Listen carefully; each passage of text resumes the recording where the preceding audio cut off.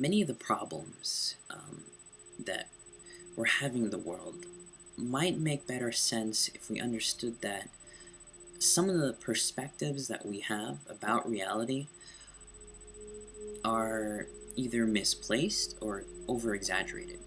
The idea that we are physical beings um, in a physical reality that it can be analyzed and broken down and objectified is perhaps a partial truth, at least in modern culture, in science, and as in the mainstream culture, which reflects that on a more, I guess you could say, superficial basis. We have the idea that the world can be used as an instrument, and because it is just objectified, that we can break it down into little bits and use little bits and manipulate little bits for our own personal gain and benefit. We are misplacing the importance of physical reality.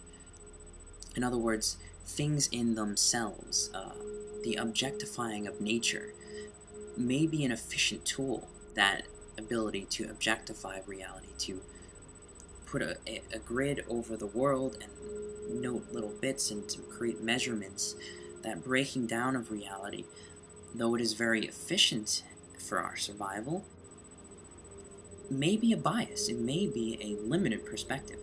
And I think the best way to see this, actually, is to use Alan Watts' analogy of what he called the analytical or scientific view as being the spotlight view. You can't really take a big picture of the world. You kind of have to take an object and then break it down.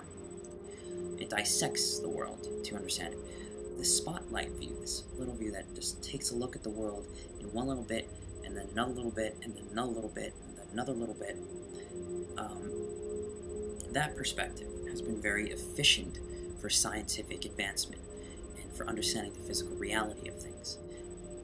But what this fragmented perspective, which is efficient for our physical survival and physical manipulation, what this perspective might be missing is seeing the greater whole, seeing the synergistic and relational quality. If you have a very fragmented view of the world, a very objectified view of the world, as Wei Wu says, we objectify the world. We create objects. We break it into little bits. That may miss on the relationship between those little bits, which may better be seen through the floodlight perspective, as one says, the perspective that tries to see the macro picture. If you look at a rainforest and you only analyze, square inch by square inch of the rainforest, that can yield many results. But in order to understand the emergent properties of the rainforest, to understand what brings it to life, that may require you to see a bigger perspective and realize the relational components, the components that are between the species. Alternative perspective of nature and of the world is a very living, vibrant, interwoven, interdependent perspective that, because it is the floodlight point of view, sort of shocks us and helps us see the big picture of things. The points of view, searchlight and spotlight, need to be integrated, because you can't just take one view and use it, because we miss the technicalities of things. We miss the ability for us to analyze something that is a part of who we are. Its successfulness has been superficial in the fact that despite all of our knowledge, it's fragmented, and our modern culture overemphasizes that tiny fragment, that one way of seeing, mistaking it for the whole, mistaking it for the only way of seeing.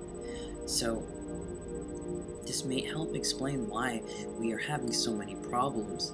Despite our vast scientific knowledge, we're having all these ecological and energy problems. All, quote,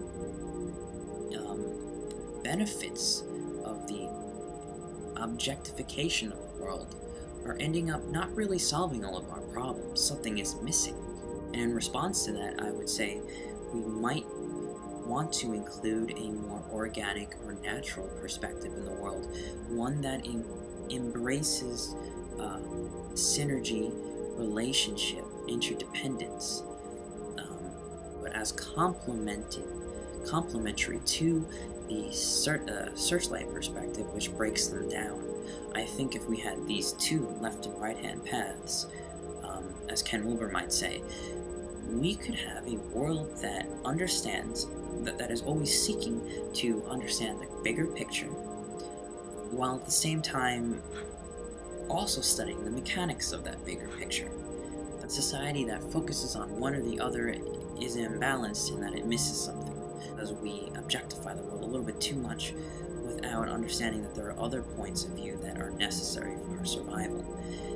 Equilibrium, balance, connection with nature, realizing the importance of effect and consequence not being a linear point of view, but more like a multi-linear or non-linear, messy, organic worldview. So what's missing in our modern culture and in our modern science is a holistic point of view, one that tries to correct seeing a part for the whole, which is, the misplaced concreteness.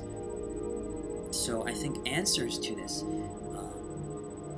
world problem is really embracing alternative perspectives to complement and work with the modern point of view.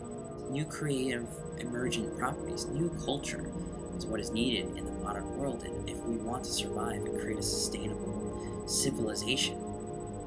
So I guess I will end there, and thanks for listening.